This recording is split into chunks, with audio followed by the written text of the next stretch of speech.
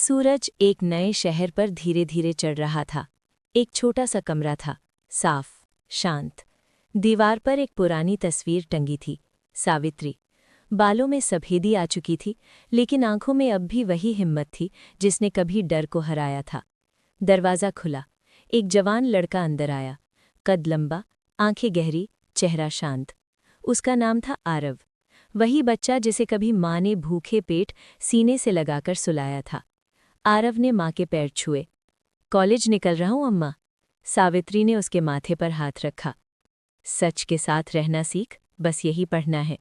College में आरव अलग था। वो सवाल पूछता था। एक दिन क्लास में जमीन कब्जे का केस पढ़ाया गया।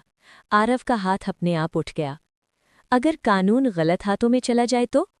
उस दिन आरव समझ गया, उसकी पढ़ाई नौकरी के लिए नहीं, लड़ाई के लिए है। कुछ दिन बाद एक बस्ती उजाड़ी जा रही थी। बुलडोजर खड़े थे, लोग रो रहे थे। आरव आगे बढ़ा। ये गैर कानूनी है। अफसर ने पूछा, तुम कौन होते हो? आरव बोला, मैं उस माँ का बेटा हूँ जिसने डर को हराया था। काम रुक गया, बस थोड़ी देर के लिए। लेकिन उसी रात फोन आया, अनजान आवाज। हीरो मत बनो, लोग टूट जाते हैं। डर पहली बार आरव के अंदर उतरा। घर लौटा तो सावित्री ने सब सुन लिया। डराना गलत नहीं, डर में रुक जाना गलत है। उसी रात सावित्री ने एक पुराना बक्सा खोला। उसमें कागज थे, कटिंग्स थीं और एक फोटो। नाम था हरदास सिंह, वही आदमी जिसकी वजह से सावित्री को कभी शहर छोड़ना पड़ा था। अब आरव समझ गया, ये सिर्फ सामाजिक लड़ाई नहीं, ये उसकी माँ के अतीत की लड़ाई है। कोर्ट में पहली बार हरदास सिंह का नाम खुल कर लिया गया। आरव खड़ा हुआ। मैं उस औरत का बेटा हूं जिसे आपने डराकर जिंदगी बदलने पर मजबूर किया। कोर्ट में सन्नाटा छा गया। जांच के आदेश हुए, लेकिन हरदास चुप नहीं बैठा। एक रात सावित्री के घर धमकी आई। दरवाज़ा हिलाया गया। अब ये खेल कोर्ट से बाहर भी चलेगा। सावित्री नहीं डरी। उसने कुंडी और कस दी। पुलिस सायरन बजा, खतरा टल गया। आरव दौड़ता हुआ आया। माँ बेटा काफ़ी देर कुछ नहीं बोले। फिर सावित्री बोली, अगर कुछ हो जाए तो सच को अकेला मत छोड़ना। अगली सुबह अखबार में खबर थी, जमीन घोटाले की जांच तेज। अंततः वो दिन आया। कोर्ट में फैसला सुनाया गया। हरदास सिंह दोषी पाया गया, सजा हुई।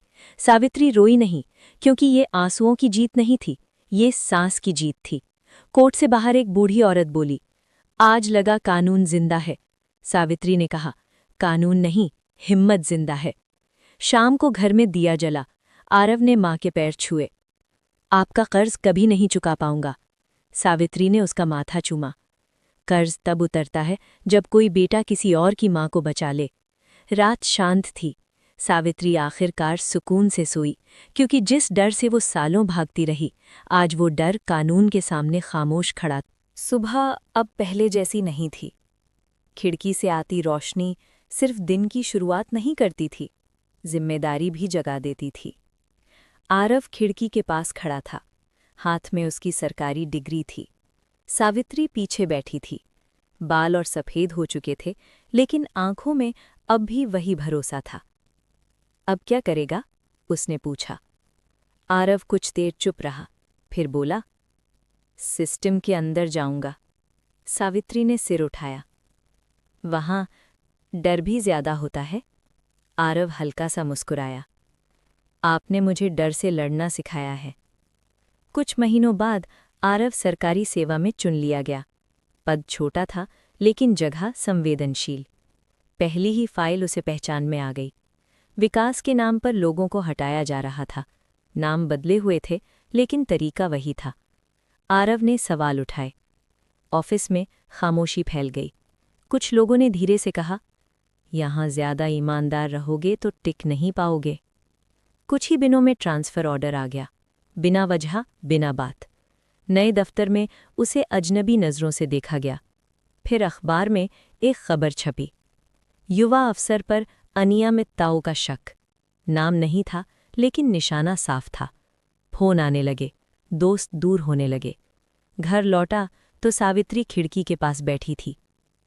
ये सब तुम्हारे कारण? उसने पूछा। आरव ने सिर झुका लिया। अगर गलत होता तो पूछती, सावित्री ने कहा। सच के लिए कीमत चुकानी पड़ती है। कुछ दिन बाद विजिलेंस की जांच शुरू हुई। कागज, सवाल, आरोप और फिर एक शब्द, निलंबन। घर लौटते समय आरव को खुद से शर्म नहीं थी, लेकिन लोगों की नज़रें भारी लग रही थी। उसी रात सावित्री की तबीयत बिगड़ गई। डॉक्टर ने कहा, ज्यादा तनाव जानलेवा हो सकता है। आरव टूट गया। मैं सब छोड़ दूं? उसने पूछा। सावित्री ने कमजोर आवाज में कहा, अगर तू छोड़ देगा तो झूठ जीत जाएगा। अगली सुबह अखबार की हेडलाइन थी, युवा अफसर या शातिर खिलाड़ी। इस बार नाम था आरव। चार्जशीट आई, भ्रष्टाचार का आरोप। और फिर एक सुबह दरवाज़ा खटखटाया गया। वर्दी थी, आपको हिरासत में लिया जा रहा है। हथकड़ियाँ ठंडी थीं, लेकिन असली ठंड दिल में थी। थाने में पूछताछ चली। एक अफसर बोला, आवाज़ तभी दबती है जब अकेली हो। आरव ने शांत स्वर में कहा, सच कभी अकेला नहीं होता। उसी दिन सावित्री घर में अकेली गिर पड़ी। आरव जमानत पर छूटा तो उसे माँ जमीन पर मिली। आईसीयू की लाल बत्ती जल रही थी। पहली बार आरव रोया। मेरी लड़ाई की सज़ा माँ क्यों भुगते? अस्पताल में एक फ़ोन आया, केस वापस ले लो, माँ बच जाएगी। आरव ने फ़ोन काट दिया। जब सावित्री को होश आया, उसने कहा, सब छोड़ दे। आरव सन्न रह गया। फिर सावित्री ने एक कागज़ दिया, नामों की सूची, ईमानदार अफसर, पत्रकार, पुराने साथी। मैंने चुपचाप ये सब संभाल रखा था। उसने कहा, अब तू अकेला नहीं है। आरव ने लड़ाई और तेज कर दी। दस्तावेज ऊपर तक पहुंचे, जांच समिति बनी, नाम सामने आए, सिस्टम हिलने लगा। कुछ हफ्तों बाद अखबार में एक छोटी खबर छपी, बड़े नाम दोषी पाए गए। कोई जश्न नहीं हुआ, बस सांस आई। आरव के हाथ में इस्तीफा था। कुर्सी छोड़ रहा हूं, उसने कहा, अब जमीन पर काम करूंगा। सावित्री मुस्कुराई। कुछ समय बाद वो शांत नींद में दुनिया छोड़ गई, बिना डर, बिना शोर। सालों बाद एक स्कूल के गेट पर बोर्ड लगा था, सावित्री लोक विद्यालय। आरव गेट के पास खड़ा था। कोई पद नहीं, कोई ताकत नहीं, बस एक बेटा जो जानता था, सच हमेशा जीतता नहीं, लेकिन कुछ छोड़ जाता है, और वही दुनिया बदल देता है।